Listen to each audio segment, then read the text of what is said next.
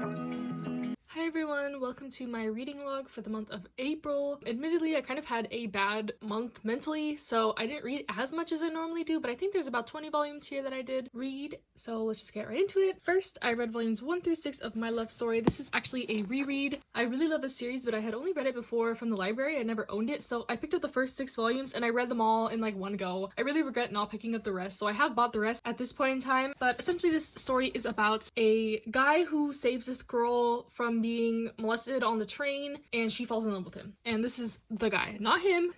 The gag of the story is that he's kind of not traditionally handsome. He's kind of a big muscular guy. He's very admired by all the guys in his class for being like strong. He's good at judo and stuff like that, while his best friend is like the typical shoujo male protagonist, pretty boy, etc, etc. But it is really cute, really wholesome. All the characters are really likable. So yeah, if you're looking for a good shoujo high school romance, I highly recommend this. This is my favorite shoujo, also with Lovely Complex, and I'm not a big shoujo reader at all, but I really like the story. Even though the plot premise is not super unique, like the characters make it a really enjoyable story. Next, I read the first volume of Chainsaw Man, something I was not planning on picking up, but I saw it at the store and decided to give it a try, and I liked this actually. I was really intrigued. The story is really interesting, really crazy. One of my close friends kind of ranted to me week by week about this when it was coming out because I told her I would never read it, so I kind of know a lot of spoilers and I know how crazy it does get. But I'm still excited to read it. I like the character so far, except Makima. I already know that she's not going to be a character I like. But yeah, so far, the art is insanely gorgeous. I really like it. I like the main character. He has an interesting backstory. Yeah, I think I picked up volume 2, but volume 3 I can't find anywhere right now, so I'm just waiting patiently for it to come back in stock. I'm not going to pay weird prices because I know it will come back in stock eventually. And then next, I finally started Blue Period. I've had this forever, and I don't know why I hadn't started it. And like, I looked to see when volume 3 was coming out, and I thought it was going to come out last month, but I guess it got pushed back to May. But anyways, this story is about a guy who is kind of a delinquent, but also has really good grades, and he's kind of just chugging along, doing the grades part, mainly for his mom, to get into a good college, because that's what good sons do. But he comes across a painting done by someone at his school and he just falls in love with it, and then he goes on this journey to start learning how to paint. He does have like a natural talent for it, but he does have to work a lot, and this manga does explain a lot about art techniques, and you're kind of going along with him on the journey. I know nothing about art. I'm not really interested in art, like learning how to make art, but this is a really interesting story so far. I really like all the characters, and what really stuck out to me is in volume 2 there is a trigger warning at the very beginning, and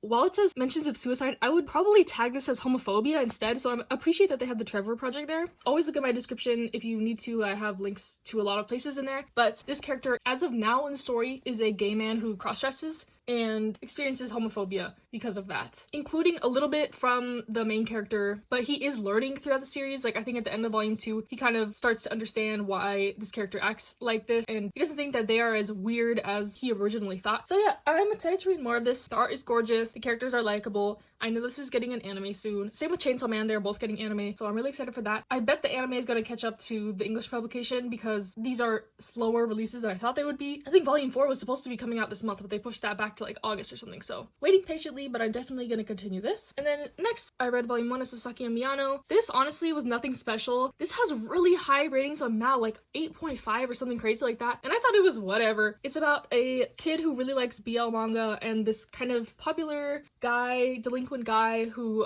befriends him, and this guy lends him some of his BL manga. It's not really clear if he really enjoys it or he's just reading it because he has a crush on this guy. I think the volume 2 came out recently, so I may pick that up. It's by Young Press, so it's expensive and it's a really thin volume, so I thought it was okay. Nothing special, but possibly I will pick up some more of it. And then we got volume 3 and 4 of My Senpai is Annoying. This also is getting an anime. I did not know this until like yesterday. I was so surprised. On Crunchyroll's Twitter, they were talking about the staff for this, and I was like, what staff? Like, I didn't know that it was getting an anime, but this is a really good series. I really enjoy it. It is a office romance between these two characters. Well, not really romance yet, but she really likes him and he's dense. He's one of those clueless character guys. There is an age gap between them, but they are both adults, so that doesn't bother me. I think she's like 23 and he's like 30, and he kind of just views her as like his junior at work. Well, she does have a crush on him, but it's like really wholesome. I really like things about adult relationships in general. There's no weird drama in the high school, etc. They're like already going to each other's houses, eating dinner, going out for drinks, stuff like that adults do. So it's really refreshing to read something like this, and it is a comedy manga, and it's in color as well. So I really enjoyed this. I highly recommend this. If you like wotakoi, you'll probably like this, but they're not otakus. They don't like anime or anything like that. There's no references, there's no jokes about that. It's just about office workers, and it's really wholesome, pretty cute. And I'm excited to see where this goes. I don't know when volume 5 is coming out, but I think there's 6 volumes in Japan. But like I said, I'm really surprised this is getting an anime, and I'm really excited for that as well. So that might come out before the next volume comes out, who knows, but I'll definitely be watching that and continuing to read this.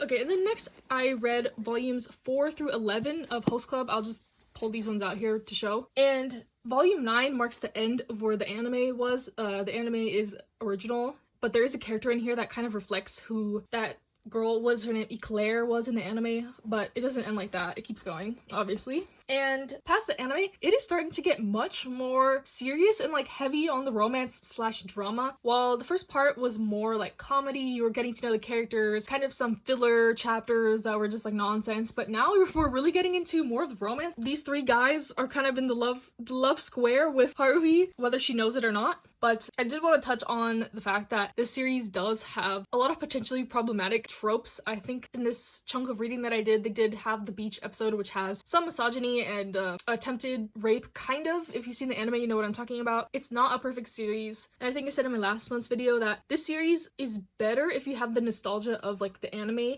but coming into it without having any prior knowledge might be a little weird and not for you. I think they did update the translation for this because I was watching a video the other day about how transphobic this manga was, with them using the slur that rhymes with nanny on Haruhi's dad, but I didn't see any of that in this, so I think they did update the translation if you're buying new copies. Like I just bought the box set for this recently, so I think everything is updated, which I appreciate, because like I would have had red flags in my mind if I saw something like that in here.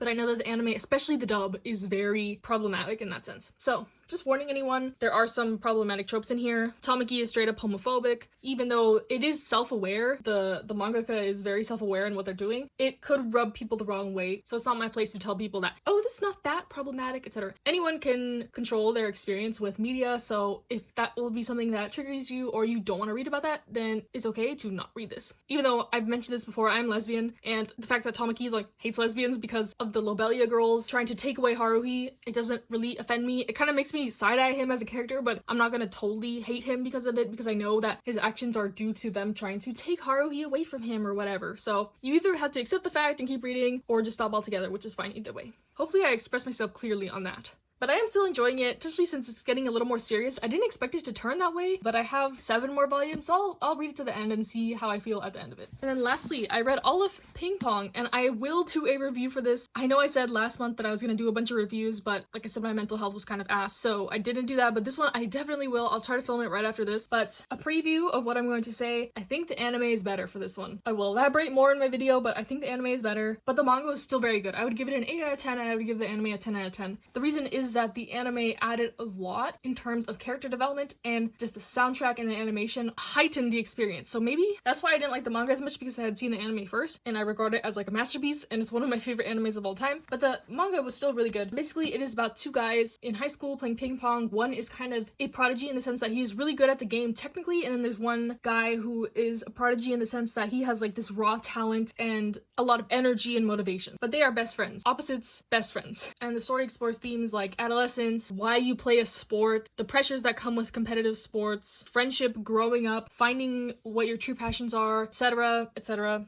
It's a really good manga. I really enjoyed it. Like I said, I think the anime is better. That might be a hot take, but I will be doing a review for this soon, so look out for that. And yeah, I realized this month I did not complete many of my goals. I'll pop them up here, and I don't think I'm gonna set any goals for next month because who knows what I'm gonna feel like, but I'll probably continue Oron, and then whenever my love story volumes come in, I'll definitely finish that because it's just so good. I really enjoy it. But yeah, thank you for watching. Let me know what you've been reading in the comments below, or talk to me about any of these series if you read them, and bye!